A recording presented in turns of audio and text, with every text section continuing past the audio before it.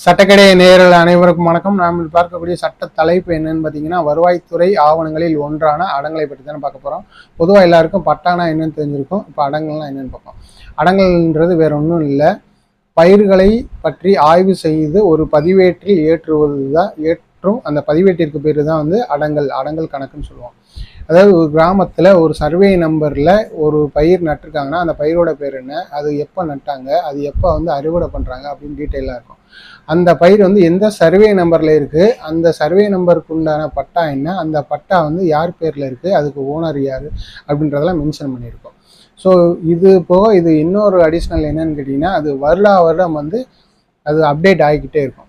இப்போ இந்த வருஷம் 2024 ஒரு அப்டேட் இருக்கும். அதுக்கப்புறம் நெல் பயிரிட்டு இருப்பாங்க.